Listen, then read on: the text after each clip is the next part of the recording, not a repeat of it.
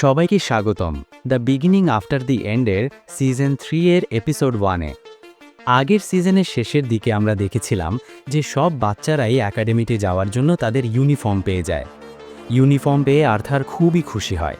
সে বলে, আমি আগে একজন সাধারণ মানুষ ছিলাম, তারপর রাজা হয়েছি, এরপর আবার একটা বাচ্চা হয়েছে, তারপর অ্যাডভেঞ্চারার হয়েছি, আর এখন শেষ পর্যন্ত আমি একজন স্টুডেন্ট হতে যাচ্ছি। এই দুনিয়া সত্যি আমাকে অনেক কিছু শেখাচ্ছে। পরের দিন আমরা দেখি অবশেষে একাডেমিতে যাওয়ার দিন এসে গেছে, কিন্তু আর্থার তো বরাবরের মতো দেরি করে ঘুমাচ্ছে। এটা দেখে ইলাইজা আর্থারকে জাগাতে থাকে এবং বলে, তুমি কি আমাদের প্রথম দিনেই দেরি করাবে? আর্থার উঠছেই না। তখন সিলভি রেগে উঠে এলাইজার ওপর আঁচড় মারে। ওদের ঝগড়ার শব্দে আর্থারও উঠে যায়। আর্থার বলে, আমি তো মাত্র 5 মিনিটেই রেডি হয়ে যাব। এদিকে প্রস্তুত হতে হতেই ইলাইজা বলে, আমি বিশ্বাসই করতে পারছি না যে তুমি জাইরাস একাডেমিতে একজন স্কলার মেজ হিসেবে যাচ্ছ। আর্থার বলে, যাওয়া উচিত না নাকি? আমি তো তোমাকে আগেই বলেছিলাম যে আমি ম্যাজিক থিওরি সম্পর্কে শিখতে চাই। ইলাইজা বলে, ওটা তো তুমি অল্প অল্প ক্লাস নিয়ে শিখতে পারতে। এখন তুমি পুরো একাডেমিতেই শুধু এটার কোর্স হিসেবে পড়বে, যেখানে শুধু ম্যাজিকই শেখানো হয়। আর্থার বলে, আমার নিজের বয়সের বাচ্চাদের সাথে লড়াই করে আমার তেমন মজা লাগে না। তাছাড়া আমি ব্যাটল মেজের ক্লাসও কিছুটা নেবই। ইলাইজা বলে, ঠিক আছে, কিন্তু শুনেছি ব্যাটেল মেজের স্টুডেন্টরা স্কলারদের খুব খেপায়। আর্থার বলে, তোমার কি আমার জন্য চিন্তা হচ্ছে? ইলাইজা বলে, একদমই না, আমি চিন্তা করছি ওদের জন্য যারা তোমাকে খেপাবে আর পরে তাদের হাসপাতালে যেতে হবে। এটা শুনে আর্থার হেসে বলে, চিন্তা করো না, আমি স্কুলে ভালো ব্যবহারই করব। পরের দৃশ্যে সবাই খাবার খেতে আসে। সেখানে এলেনর বলে, আমিও জাইরাস একাডেমিতে যেতে চাই। আর্থার বলে, চিন্তা করো না, ট্রেনিং ভালোভাবে চালিয়ে যাও, তাহলে তুমি নিশ্চয়ই সেখানে যেতে পারবে। অন্যদিকে ইলাইজা অ্যালিসের কাছে এসে বলে, সিলভি আমাকে আঁচড় মেরেছে, প্লিজ হিলিং ম্যাজিক দিয়ে আমাকে ঠিক করে দাও। এলিস তাকে হিল করতে শুরু করে। রেনল্ড খুশি হয়ে বলে, আমাদের ছেলে সেই বিখ্যাত জাইরাস একাডেমিতে যাবে, কি দারুণ ব্যাপার। এরপর যাওয়ার সময় হয়ে যায়। আর্থার তার বাবা মাকে বলে, যখন পারবো ফিরে আসার চেষ্টা করব। তারপর আর্থার এলেনরকে বলে, ভালো ব্যবহার করবে আর মা বাবার ঠিকমতো খেয়াল রাখবে। এরপর আর্থার এলিস আর এলেনরকে জিজ্ঞেস করে, আমি যে পেন্ডেন্টটা দিয়েছিলাম ওটা তোমাদের কাছে আছে তো? তারা বলে, হ্যাঁ, আমরা পরে রেখেছি। আর্থার চলে যেতে যাচ্ছিল, এমন সময় রেনল্ড বলে, শেষ কথা হিসেবে আমাকে কিছু বলবে না? আর্থার হেসে বলে, বলবো তো, ট্রেনিং করার সময় বাড়ি পুড়িয়ে দিও না, যেমনটা আমি করেছিলাম। এটা শুনে সবাই হাসে। এরপর আমরা দেখি অবশেষে তারা জাইরাস একাডেমিতে পৌঁছে গেছে। গাইজ, এখান থেকেই গল্পটা আরও ইন্টারেস্টিং হতে যাচ্ছে, তাই এখনই ভিডিওটা লাইক করে দাও আর চ্যানেলে নতুন হলে সাবস্ক্রাইব করে দিও। এখন একাডেমির ভেতরে দেখা যায় অনেক রকমের মানুষ এসেছে। অনেকেই তাদের পেট বা ফ্যামিলিয়ার নিয়ে এসেছে এবং সবাই বেশ আনন্দ করছে। একজন ইনস্ট্রাক্টর এসে বলে, সবাই সেন্ট্রাল বিল্ডিংয়ের সামনে লাইনে দাঁড়াও, এন্ট্রান্স সেরেমনি সেখানেই হবে। সব স্টুডেন্ট সেন্ট্রাল বিল্ডিংয়ে চলে যায়। ইলাইজা প্রথমে ব্যাটল মেজ ক্যান্ডিডেট হিসাবে রেজিস্ট্রেশন করে। ইনস্ট্রাক্টর একটা অর্ব দেখে বুঝতে পারে যে ইলাইজা আর্থ ম্যাজিক ব্যবহার করতে পারে। এরপর আর্থারের পালা আসে। ইনস্ট্রাক্টর জানতে পেরে খুব অবাক হয় যে আর্থার আর্থ আর উইন্ড দুটো ম্যাজিকই ব্যবহার করতে পারে। এটা দেখে তাকে আর্থার জিজ্ঞেস করে, কি হয়েছে, কোনো সমস্যা হয়েছে নাকি? এরপর সবাই এন্ট্রান্স সেরেমনির জন্য স্টেজের কাছে যায়। ইলাইজা বলে, এখানে তো ভীষণ ভিড়, বসার জায়গা পাবো তো? ভিড়ের মধ্যে জায়গা খুঁজতে গিয়ে ইলাইজার সাথে কয়েকজন ছেলের দেখা হয়। সে বলে, আমিও তোমাদের মতোই একজন ব্যাটল মেজ। এটা শুনে ছেলেরা ইলাইজাকে নিয়ে হাসাহাসি করে বলে, দেখো তো একটা নমুনা, নিশ্চয়ই খুব দুর্বল হবে। এটা শুনে আর্থার রেগে গিয়ে বলে, একটু সামনে যাওয়ার জায়গা দেবে? আর্থারের শক্তি টের পেয়ে ছেলেগুলো ভয় পেয়ে যায় এবং জায়গা ছেড়ে দেয়। এরপর তারা একপাশে বসে পড়ে। এলাইজা অন্য ছেলেদের সাথে কথা বলতে থাকে। আর্থার মনে মনে ভাবে, আমি ভুলেই গিয়েছিলাম আমার বয়সের বাচ্চারা বন্ধু বানানোর জন্য কতটা শোরগোল করে। ঠিক তখনই টেলিপোর্ট হয়ে একাডেমির ডিরেক্টর সিনথিয়া এসে হাজির হয়। সে সরাসরি আর্থারের দিকে তাকিয়ে চোখ মারে। এটা দেখে আর্থার একটু নার্ভাস হয়ে যায়। সবাই যখন কথা বলছে ঠিক তখন সিনথিয়া চুটকি মেরে পুরো জায়গায় তার সাউন্ড ম্যাজিক ছড়িয়ে দেয়। এইভাবে সিনথিয়া সবার দৃষ্টি নিজের দিকে টেনে নেয়। এটা দেখে আর্থারও অবাক হয়ে যায়।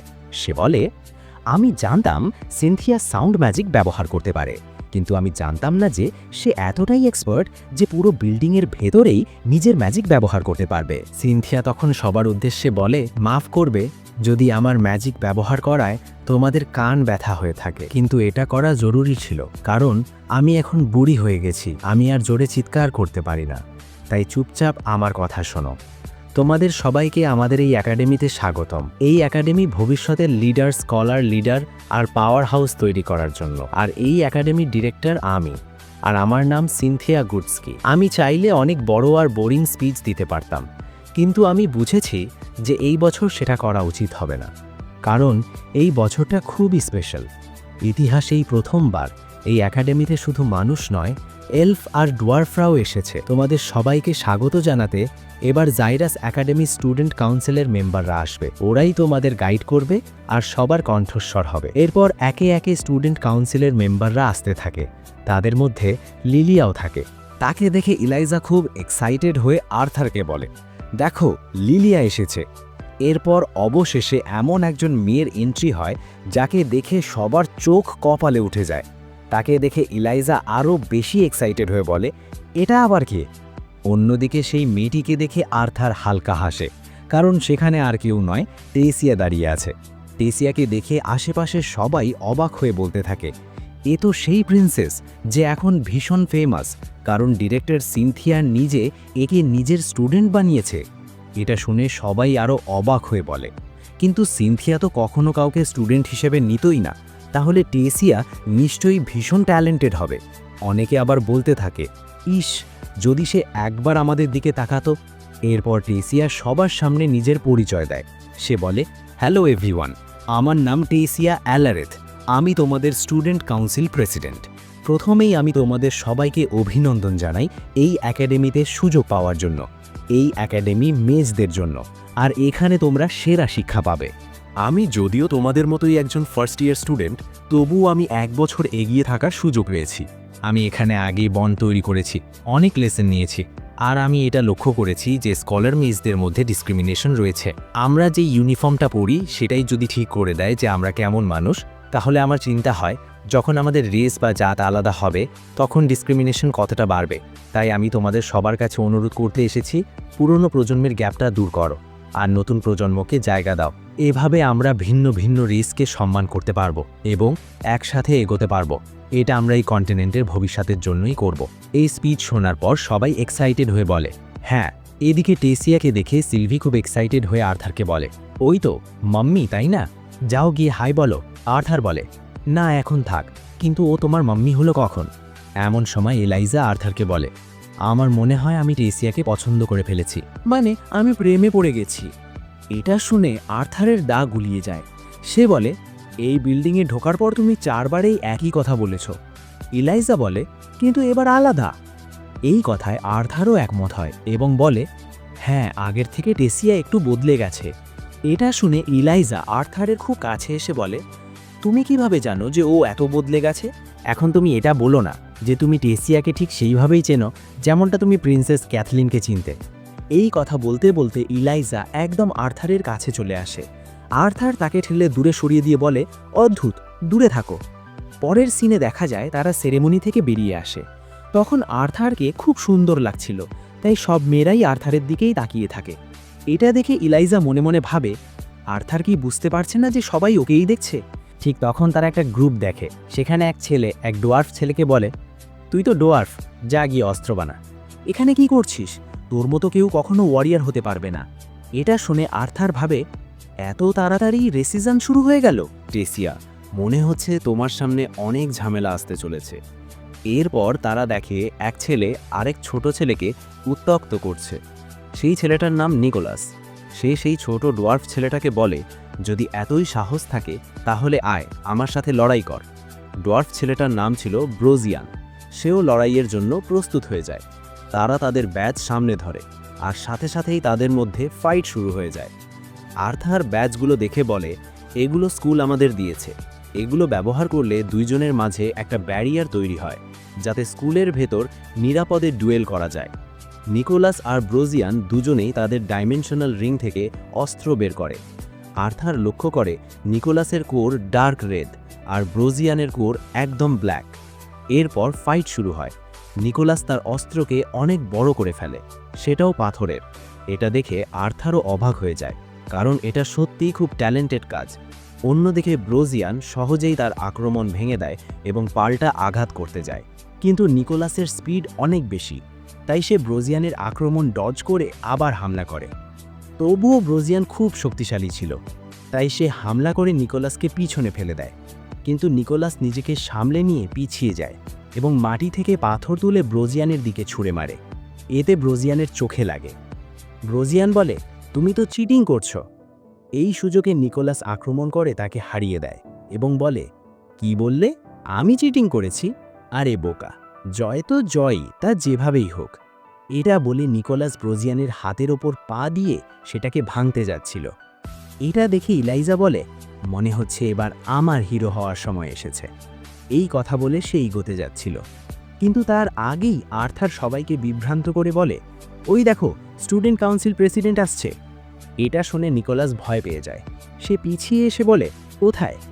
আর্থার বলে, সরি, আমার ভুল হয়েছে, আমি ভেবেছিলাম ওইখানে কাউন্সিল প্রেসিডেন্ট। এতে নিকোলাস ভীষণ রেগে যায়। সে আর্থারের কাঁধ ধরে বলে, তুমি কি আমার সাথে লড়তে চাও? আমার ফাইট নষ্ট করার সাহস কিভাবে পেলি?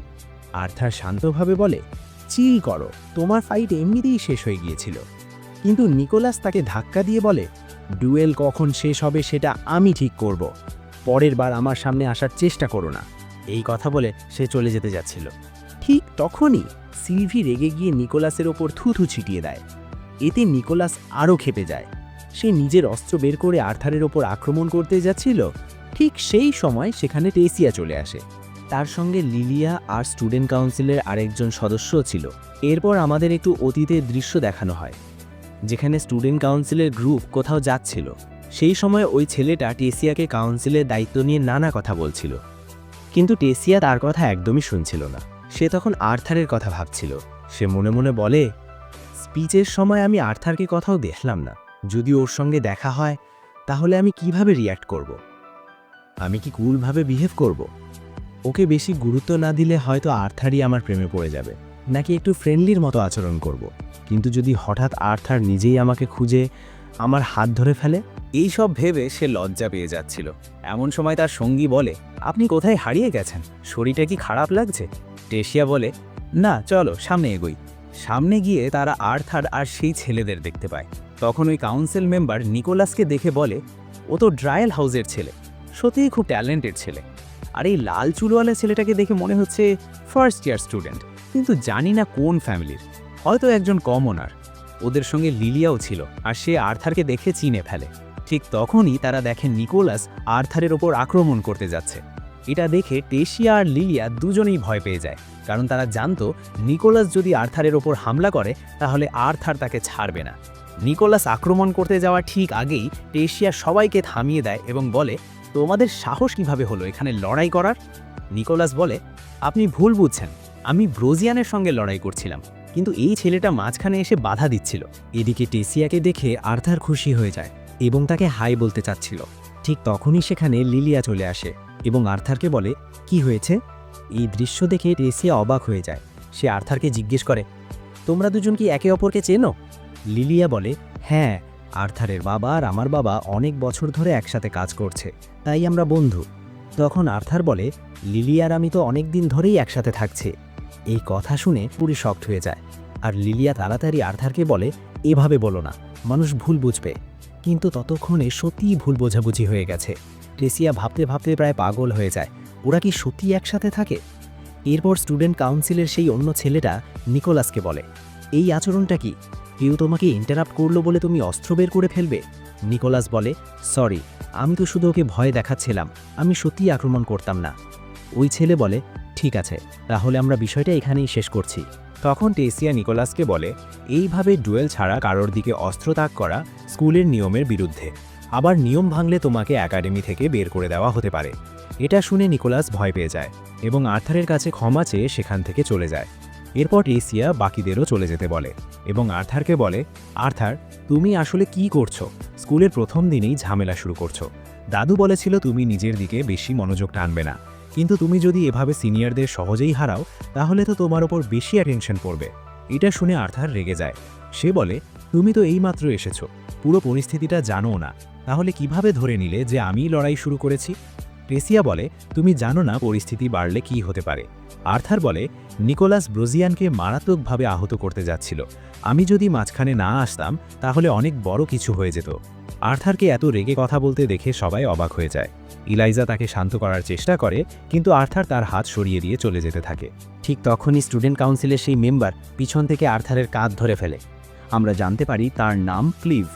সে রেগে গিয়ে বলে, তোমার সাহস কিভাবে হলো টেসিয়ার সঙ্গে এভাবে উঁচু গলায় কথা বলার? এটা দেখে টেসিয়া ভয় পেয়ে যায় এবং ক্লিফকে বলে, থামো, ওকে ছেড়ে দাও। ক্লিফ বলে, না, আমি ওকে শিক্ষা দেব, কারণ ও আপনার সঙ্গে ঠিকভাবে কথা বলেনি। এটা শুনে আর্থার বলে, আমি ভীষণ বিরক্ত হয়ে গেছি। এখানে আসার পর থেকেই কেউ না কেউ আমার কাঁধ ধরে ফেলছে। এই কথা বলেই আর্থার হঠাৎ করে ক্লিফকে তুলে আকাশে ছুড়ে দেয়। ক্লিফ সজোরে নিচে পড়ে যায়। এটা দেখে সবাই অবাক হয়ে যায়। এরপর আর্থার সেখান থেকে চলে যেতে থাকে। টেসিয়া তাকে থামাতে চায়, কিন্তু আর্থারের রাগ দেখে টেসিয়া আর কিছু বলতে পারে না। এরপর সন্ধ্যা হয়ে যায় আর টেসিয়া মনে মনে বলে, আমি ভুল করে ফেলেছি। এখন আর আর্থারের সঙ্গে আমার কোনো সুযোগই নেই। এই কথা বলে সে নিজের রুমে চলে আসে এবং ভীষণ ফ্রাস্ট্রেটেড হয়ে পড়ে। সে ভাবে, এটা কি আমার দোষ? আমি তো শুধু আর্থারের ভালো চাইছিলাম। এভাবে ঝামেলা করলে আর্থারের শুধু লাইব্রেরির নয়, ট্রেনিং ফ্যাসিলিটির অ্যাক্সেসও হারাতে পারে। কিন্তু হয়তো আমি একটু বেশি রেগে গিয়েছিলাম। আর্থার তো কোনো অস্ত্রও ধরেনি। কিন্তু এক সেকেন্ড, আর্থার নিজেই তো একটা অস্ত্র, ওর অস্ত্রের দরকারই নেই। কিন্তু আর্থার কিভাবে লিলিয়ার সঙ্গে থাকতে শুরু করলো? সে বলে, এই সব কিছুর জন্য সিনথিয়াই দায়ী। ওই আমাকে কাউন্সিল প্রেসিডেন্ট বানিয়েছে। প্রেসিডেন্ট না হলে আমি খুব সহজেই আর্থারের সঙ্গে সময় কাটাতে পারতাম, কিন্তু এখন আর সেটা সম্ভব না। এমন সময় ক্লিভ সেখানে আসে এবং বলে, আপনি ঠিক আছেন তো? টেসিয়া বলে, আমি ঠিক আছি, তুমি নিজের অবস্থা দেখো, তুমি তো উড়ে গিয়ে পড়েছিলে। ক্লিভ বলে, এই আর্থার আসলে কে? আমি কি গিয়ে ডিরেক্টরের সঙ্গে কথা বলবো? টেসিয়া বলে, না, দরকার নেই, বিষয়টা এখন শেষ। এরপর টেসিয়া আবার চিন্তায় পড়ে যায়। সে বলে, এখন আমি কি করব? আর্থার তো আগের থেকে আরও হ্যান্ডসাম হয়ে গেছে। জানি না কত মেয়ে ওর সঙ্গে ফ্লার্ট করবে। এই কথা বলে টেসিয়া বিরক্ত হয়ে চিৎকার করে ওঠে। পরের সিনে দেখা যায় ইলাইজা আর আর্থার অবশেষে তাদের রুমে পৌঁছায়। ইলাইজা বলে, এটা সত্যিই রেয়ার তোমাকে এভাবে রেগে যেতে দেখা। সাধারণত তুমি সবকিছু ইগনোর করে এগিয়ে যাও। আর্থারও নিজের ভুল বুঝতে শুরু করে। সে ভাবে, হ্যাঁ, ইলাইজা ঠিকই বলছে, আর টেসিয়াও পুরোপুরি ভুল ছিল না। আমি কি আসলে রেগে গিয়েছিলাম কারণ এই কথাগুলো টেসিয়া বলেছিল? এইসব ভাবতে ভাবতেই হঠাৎ দরজায় নক হয়। তারা দেখে সেখানে সিনথিয়া দাঁড়িয়ে আছে। সে বলে, গুড ইভিনিং, আমি কি ভেতরে আসতে পারি? আর এখন এর নেক্সট এপিসোড দেখার জন্য তাড়াতাড়ি এই চ্যানেলকে সাবস্ক্রাইব করে তার পাশে থাকা বেল আইকন ক্লিক করে অল নোটিফিকেশন সিলেক্ট করে দিও, যাতে এর নেক্সট এপিসোড আপলোড দেওয়ার সাথে সাথেই তোমাদের কাছে নোটিফিকেশন চলে যায়। তো টেক কেয়ার অ্যান্ড আল্লাহ হাফিজ গাইজ।